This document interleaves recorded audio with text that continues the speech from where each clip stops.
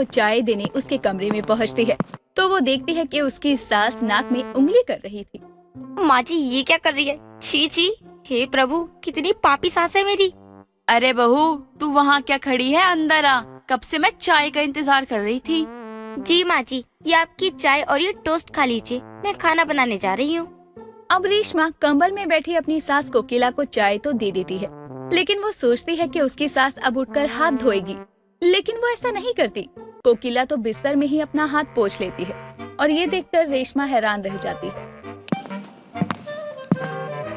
ये क्या था? माँ जी ने बिना हाथ धोए खाना शुरू कर दिया और अपना हाथ बिस्तर से पहुँचा। ई अरे बहू, कहाँ है तेरी सास? जरा उसे कह कमली आई है। माँ तो अपने कमरे में, आप भी जाइए उनके कमरे में, मैं आपके लिए चाय लेकर आती हूँ। अरे बहू, सर्दी में चाय का मजा ही कुछ और है, ले आ ले आ। अब रेशमा थोड़ी देर बाद अपनी पड़ोसन के लिए चाय तो लेकर आती है, लेकिन कोकिला अपनी बहू को कमली को चाय देते हुए देखकर कहती है, मैंने तो बहू अपनी चाय पी ली, लेकिन उसमें चीनी कम थी और कमली को भी तेज चीनी वाली चाय पीना पसंद है। तू एक काम कर, तू थोड़ी सी चीनी ले आ, वो ऊपर से मिला लेगी। अरे तुम दोनों सास बहू मेरा कितना ध्यान रखती हो, सच्ची इतना ध्यान तो मेरी बहू भी नहीं रखती है मेरा। अब रेशमा अपनी सास के कहने पर चीनी लेकर आती है और चीनी चाय के कप में डालते हुए कहती है, अरे माँ जी, मैं चीनी मिलाने के लिए चम्मच लाना ही भूल गई। अरे तो इसमें कौन सी बड़ी बात है, इतना नहीं सोचना चाहिए, इतने में तो तेरी चाय भी ठंडी हो जाएगी। माँ जी ये क्या किया आपने? अरे तो बेफिक्र रह, मेरा हाथ नहीं चलने वाला। ले कमली, अब पी ले। रेशमा ये सब देखकर वहाँ से चली जाती है और वो फैसला करती है कि वो अपनी सास के हाथों का कुछ भी नहीं खाएगी। अब देर शाम कमली और कोकिला बाजार जा रहे होते हैं। तभी कोकिला अपनी बहू से कहती है, बहू, हम बाजार जा रहे हैं, तुझे भी साथ आना है तो चल सकती है। वैसे तो मुझे कुछ लेना नहीं है, लेकिन चलती हूँ माँ जी, मेरी चप्पल टूट गई है ना, वही ले आऊंगी। हाँ हाँ बहू चल, जो लेना है वो ले लियो। वैसे भी सुबह की सब्जी तो रखी हुई है, आकर रोटी बना लियो, इसी बहाने तेरा घूमना भी हो जाएगा। अब तीनों बाजार चल पड़ते हैं। कोकिला और कमली आपस में बातें कर रहे होते हैं। तभी कोकिला का पैर गोबर पर चला जाता है और ये देखकर कोकिला कहती है, अरे राम रे राम, ये गैया को भी यहाँ गोबर करना था, देख तो पूरा पैर सन गया गोबर से। अरे कोकिला, तो गैया को भी ये नहीं पता था कि इस रास्ते से हमारे मोहल्ले की आन बान और शान कोकिला जी आने वाली है। माँ जी इधर कहीं तो मुझे पानी दिख ही नहीं रहा है, अब आप अपना पैर कैसे धोएंगी? अरे बहू छोड़ ना पानी को, इसे तो मैं अपने हाथों से साफ कर दूंगी। मैंने शादी से पहले खूब गोबर उठाए हैं, इसे तो मैं हाथ से ही साफ करती हूँ, अभी तो देख। इतना कहकर कोकिला अपने हाथों से ही पैर पर लगे गोबर को हटाने लगती है। ये देखकर आसपास से गुजर रहे लोग भी अब कोकिला का मजाक बनाते हैं और हंसते हुए वहाँ से गुजरते हैं। अरे ये गांव के गाय भैंस का गोबर नहीं जो चारा खाते हैं, ये शहर की गाय भैंस का गोबर है जो अनाज खाते हैं, उनके गोबर से भी बदबू आती है। दूर हो बहू कोकिला से, तूने तो अपने साथ हमारा भी क्या मजाक बनाया कोकिला। राम रे राम, हाथों को देख कैसे गोबर में सन गया है। माँ जी आप घर जाइए, मैं सब्जी लेकर आती हूँ, जाकर आप नहा लीजिए। अरे बहू धत, इसके लिए भी नहाना पड़ेगा क्या? तू भी कैसी बातें करती है। ये बोलकर अब कोकिला गोबर से सना अपना हाथ अपनी ही साड़ी से पोंछ लेती है और ये देखकर रेशमा का दिमाग ठनक जाता है। कोई इतना पापी कैसे हो सकता है? मैं तो माँ जी के हाथों का कुछ भी न खाऊं, और तो और इनका बर्तन भी घर जाकर अलग कर दूंगी। कोकिला, तू सच में उम्र के साथ बुढ़िया तो हो ही रही है, साथ में पापी भी होती जा रही है। अब कोकिला बाजार से सब्जी लेती है और उसी हाथ से गोलगप्पे खाती है और तो और घर आकर बिना हाथ पैर धोए ही कंबल में घुस जाती है।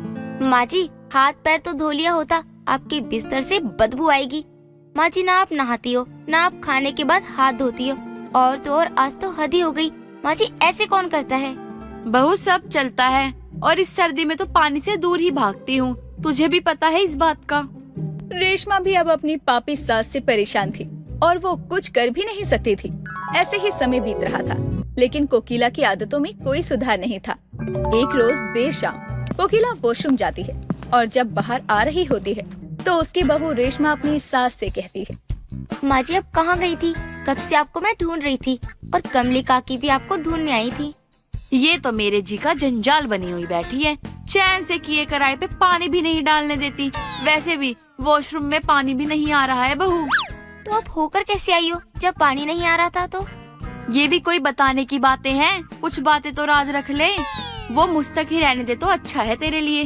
कहीं माँ जी बिना धोए ये मैं क्या सोच रही हूँ? और ऐसा हुआ भी तो कौन सा मैं अपनी पापी सास को मना लूंगी। माँ जी ऐसे काम मत किया कीजिए, अब तो सच में माँ जी का कुछ ज्यादा ही पाप बढ़ रहा है। रेशमा कुछ तो ऐसा कर जिससे घर में शांति हो। अब रेशमा अपनी सास को सबक सिखाने का मन बनाती है और तो और अपनी सास को उठाते हुए कहती है, माँ माँ जी उठिए, सुबह हो चुकी है और मुझे आपका बिस्तर भी साफ करना है, लेकिन उससे पहले आप नहा कर आइए। अरे बहू आज ऐसा क्या हो गया जो तुझे बिस्तर भी साफ करना है, मुझे नहाने को भी कह रही है? माँ जी ये सब मुझे उन पंडित जी ने कहा है जिसने मेरे घर के बारे में पूछा था। क्या पूछा था तूने और किस पंडित से? माँ जी ये जो पंडित है ना बहुत पहुँचे हुए हैं, उन्होंने मुझे कहा कि आपके घर में किसी एक व्यक्ति की जान जा सकती है अगर आप सुबह उठकर नहाती नहीं है, आपके घर में साफ सफाई नहीं रहती। और उन्होंने तो ये भी कहा था कि आप चाहती हैं कि आपके घर का दोष कटे, आपको साफ सफाई पर खासकर ध्यान देना होगा। ये तू क्या बोल रही है बहू? मैं आज ही उस पंडित से मिलना चाहती हूँ। मैं अपने घर परिवार पे कोई आंच नहीं आने दूंगी। बस माँ जी अगर आप चाहती है ना कि हमारे घर पर कोई संकट न आए तो अब आप बिस्तर छोड़ दीजिए, मैं चादर बदल देती हूँ और आपको नहाना भी पड़ेगा। अभी नहा लेती हूँ बहू, तू कहे तो पूजा भी शुरू कर दूं? माँ जी ये सब आपके मन के ऊपर है, लेकिन अगर आप ये पहले से कर रही होती ना तो शायद ये संकट हमारे घर में कभी नहीं आता। बहू तू कैसी बातें कर रही है? भगवान सब ठीक करेंगे, तू चादर बदल दे। अभी नहा कर आती हूँ मैं, और कल से कोई आलस नहीं करूँगी। रेशमा ने अपनी सास को पंडित वाली बात झूठ इसीलिए कही थी ताकि उसकी सास जो कि दिन पर दिन और पापी होती जा रही थी, वो अपने इस पापी शरीर को त्याग कर एक शुद्ध और निर्मल मन बनाए और सुबह उठकर नहाकर पूजा पाठ भी करे। अरे ये क्या कोकिला, जो मैं देख रही हूँ वो सच तो है ना? हाँ आप जो भी देख रही हो ना वो एकदम सच है। वैसे भी माँ जी का आजकल पूजा में बहुत मन लग रहा है। अरे वाह, क्या बात है कमली, आज तो तू इतनी बदली है और तुझे इतना बदला देखकर मुझे तो बहुत अच्छा लगा। मेरी आंखें तृप्त हो गई, क्योंकि तू कितनी पापी रही है ये बात मुझसे अच्छे कौन जान सकता है। ये ले प्रसाद देख, ये सब मेरे घर परिवार के लिए ही कर रही हूँ मैं। चल ये तो बहुत अच्छी बात है, मुझे तुझसे ये उम्मीद नहीं थी कि तुझ में इतना बड़ा बदलाव आ जाएगा, लेकिन अब तेरा ये बदलाव देखकर मुझे ही सबसे ज्यादा खुशी हो रही है। अब तू ऐसे ही रही हो अपने परिवार के लिए। देर से ही सही, लेकिन कोकिला की बहू अपनी पापी सास को काफी हद तक सुधार देती है